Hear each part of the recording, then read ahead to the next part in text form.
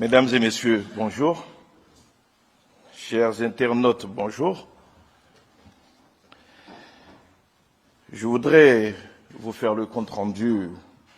du Conseil des ministres de ce jour. Donc, ce mercredi 21 mai 2025, un Conseil des ministres est tenu de 11h à 13h30 au Palais de la Présidence de la République, ici à Abidjan, sous la présidence de son Excellence M. Alassane Ouattara, président de la République, chef de l'État. Les délibérations de ce Conseil ont porté sur 12 points, comprenant notamment 7 mesures générales composées d'un projet de loi et de 6 projets de décret, de 2 mesures individuelles et 3 communications. Je voudrais à présent, mesdames et messieurs, évoquer avec vous les points qui ont été abordés au cours de ce Conseil et que je viens de vous annoncer. Comme je vous le disais, le Conseil a adopté un projet de loi dans le cadre des mesures générales. Ainsi, au titre du ministère de la Justice, des Droits de l'Homme, le Conseil a adopté un projet de loi modifiant la loi du 9 novembre 2017 portant répression des infractions prévues par les actes uniformes du traité relatif à l'harmonisation du droit des affaires en Afrique, l'OADA en abrégé. Il s'agit notamment du nouvel acte uniforme relatif au système comptable des entités à but non lucratif,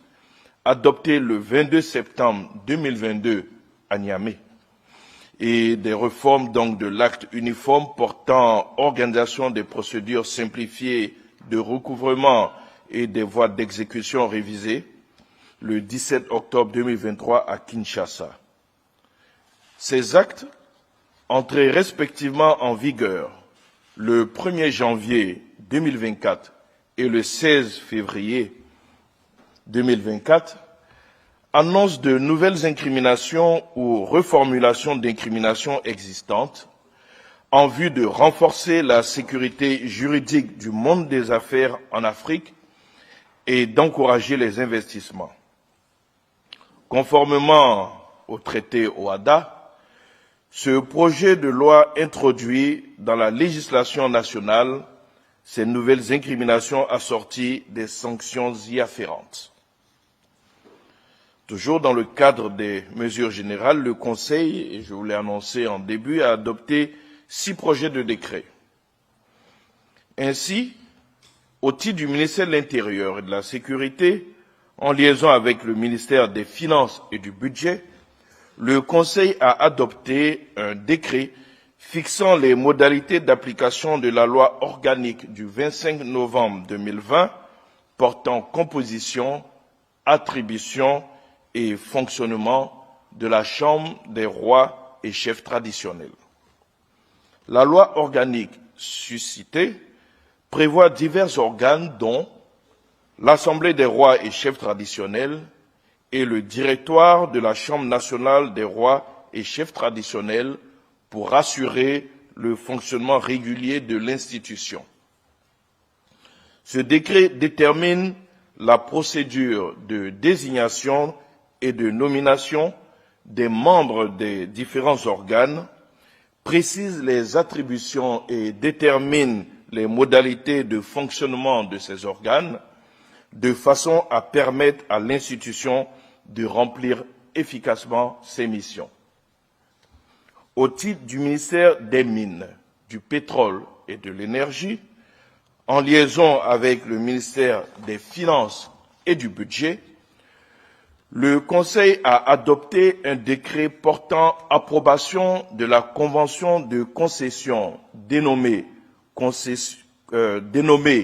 Convention Katiola Solar Power pour la conception, le financement, la construction, la détention en pleine propriété, l'exploitation et la maintenance d'une centrale solaire de 50 MW crête dans la région du Hambol à Katiola. Cette convention a été signée avec la société JC Montfort en décembre 2024 pour une durée de 25 ans. Le coût global du projet, comprenant les infrastructures associées, est évalué à 33 milliards de francs CFA pour une production annuelle de 85,934 MWh. Ce décret approuve les termes de la Convention et engage sa mise en œuvre conformément à la législation en vigueur en matière d'énergie électrique. Au titre du ministère des Affaires étrangères, de l'intégration africaine et des Ivoiriens de l'extérieur,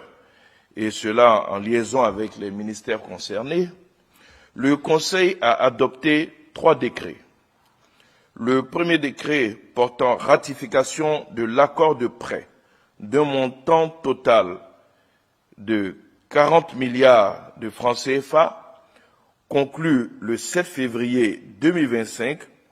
entre la Banque ouest africaine de développement, la BOAD, et la République de Côte d'Ivoire en vue du financement partiel du projet de construction de 4 300 logements sociaux et économiques en Côte d'Ivoire, phase 2, et de 1 200 logements à Akupé Zedi PK24 à Abidjan.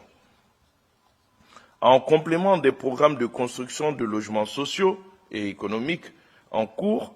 ce projet vise à fournir davantage de logements à des coûts abordables aux populations vulnérables et à celles ayant de faibles revenus. Le deuxième décret, adopté par le Conseil, porte ratification de l'accord de financement d'un montant total de 69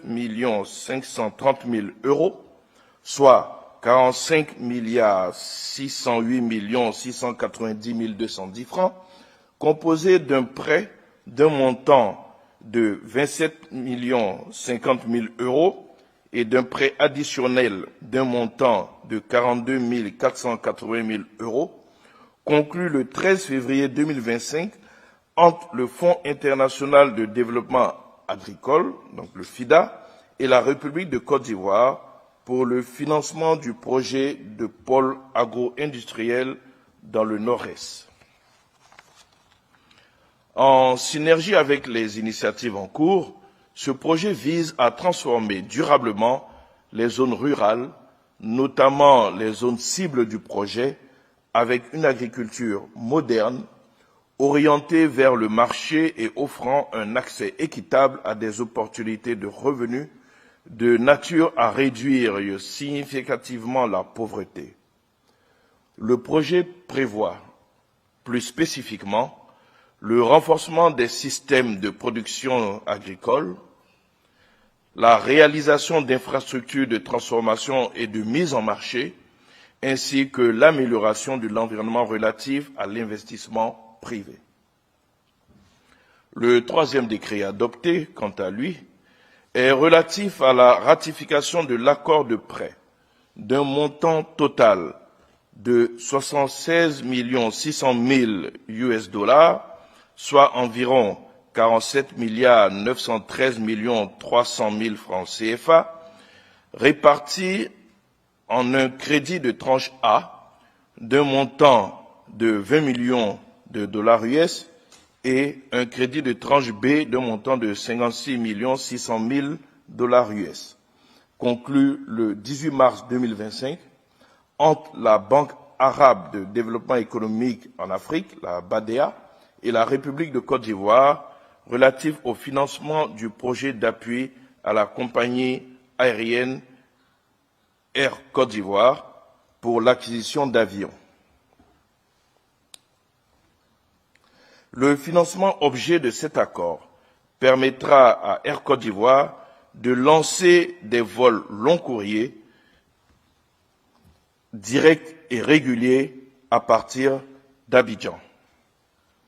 Le projet comprend plus précisément l'acquisition de 2 avions Airbus A330-900 Neo long courrier d'une capacité de 42 sièges pour soutenir la croissance d'Air Côte d'Ivoire, réduire le coût du tarif aérien et améliorer la connectivité aérienne de notre pays.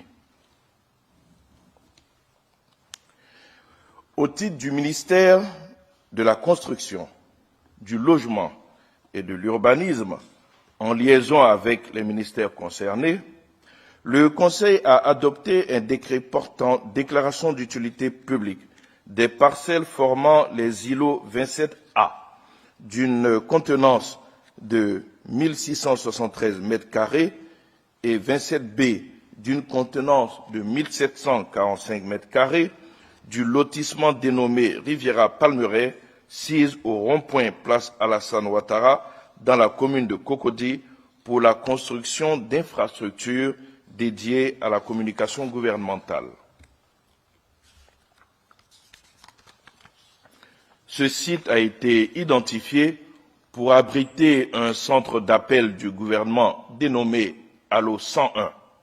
Ce projet d'intérêt public permettra au gouvernement d'interagir avec les populations sur leurs diverses préoccupations à travers le déploiement des technologies modernes de la télécommunication. En conséquence, les détenteurs de titres définitifs de propriété sur le site ou leurs ayants droit percevront une indemnisation conformément à la réglementation en vigueur. Au titre du ministère des Transports, en liaison avec les ministères concernés, le Conseil a adopté un décret portant approbation de l'avenant numéro 02/2024 à la Convention de concession entre l'État de Côte d'Ivoire et la Société des transports abidjanais, la SOTRA, pour l'exploitation du service public de transport collectif de personnes dans le Grand Abidjan et les villes de l'intérieur du pays. Cet avenant réaménage les modalités de la concession actuelle de la SOTRA dans la perspective de l'avènement de nouveaux modes de transport public tels que la ligne 1 du métro d'Abidjan sur l'axe Anyama-Port-Boué et les BRT, dont le BRT Est-Ouest sur l'axe Yopougon-Bingerville, qui sont en cours de réalisation. À cet effet, il lève l'exclusivité accordée à la SOTRA et ouvre le réseau public de transport concédé à l'exploitation de nouveaux opérateurs en vue de répondre aux défis actuels de la mobilité dans le Grand Abidjan et dans les grandes villes de l'intérieur du pays. Ce décret approuve les termes de la modification de la convention de concession telle que prévue par l'avenant numéro 002/2024 et engage sa mise en œuvre conformément à la législation en vigueur en matière de partenariat public-privé. Je voudrais à présent aborder avec vous donc, les mesures individuelles qui ont été adoptées au cours de ce Conseil. Et ces mesures individuelles ont été adoptées au titre du ministère des Affaires étrangères, de l'intégration africaine et des Ivoiriens de l'extérieur. Au titre de ce ministère, le Conseil a donné son agrément en vue de la nomination de 2 ambassadeurs extraordinaires et plénipotentiaires de la République de Côte d'Ivoire dans le cadre des accréditations multiples à l'étranger. Ainsi sont nommés M. Cissé Yakouba, actuellement ambassadeur extraordinaire et plénipotentiaire de la République de Côte d'Ivoire près la République d'Autriche, en qualité d'ambassadeur extraordinaire et plénipotentiaire de la République de Côte d'Ivoire près la République slovaque avec résidence à Vienne, en Autriche. Madame Nogozen Bakayoko, actuellement ambassadeur extraordinaire et plénipotentiaire de la République de Côte d'Ivoire près la République italienne, en qualité d'ambassadeur extraordinaire et plénipotentiaire de la République de Côte d'Ivoire près la République d'Albanie avec résidence à Rome, en Italie. Vous l'avez compris, il s'agit donc d'extension de compétences de ces ambassadeurs. Je voudrais à présent, mesdames et messieurs, aborder avec vous les 3 communications qui ont été adoptées au cours de ce Conseil. Au titre du ministère des Finances et du Budget, le Conseil a adopté une communication relative aux conclusions de la revue générale et conjointe des contrats de désendettement et de développement, le C2D. À l'issue des travaux de la revue générale tenue du 7 au 11 avril 2025, les deux parties, françaises et ivoiriennes, ont unanimement salué le niveau d'exécution des opérations de terrain et les résultats obtenus après 12 années de mise en œuvre des projets C2D. Le C2D a permis, depuis 2013, la réalisation de nombreux ouvrages et infrastructures modernes dans presque tous les secteurs. Ces réalisations ont nécessité la signature de 45 conventions d'affectation, dont 14 pour le premier C2D, 15 pour le second C2D et 16 pour le troisième C2D, pour un montant total de 1 741,7 milliards de francs CFA. Au 31 mars 2025, les décaissements cumulés s'élèvent à 1 506,4 milliards de francs CFA, soit 91% des remboursements effectués, correspondant à 1 654,2 milliards de francs CFA. La quasi-totalité des projets du premier C2D et du second C2D sont prévus pour s'achever à fin 2025. Aussi, d'importants ouvrages seront inaugurés, notamment le lycée professionnel aux métiers agricoles de Botro, les hôpitaux généraux de Dieukwé, de Guiglo et de Soubré, l'INFAS d'Aboisseau et la cour d'appel de Daloa. Relativement au troisième C2D, d'un montant de 751 milliards de francs CFA, 16 projets ont déjà fait l'objet de signatures de conventions pour 587,1 milliards de francs CFA. Les 6 dernières conventions d'affectation du troisième C2D, d'un montant de 163,7 milliards de francs CFA, seront signées avant le 31 décembre 2025. Elles porteront notamment sur le projet d'appui à la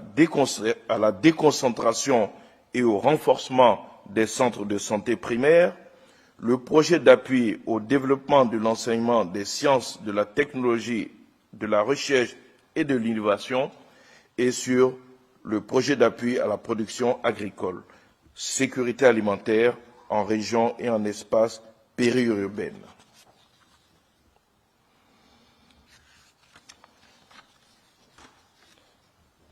Au titre du ministère des Finances et du Budget, en liaison avec le ministère de l'Économie, du Plan et du Développement,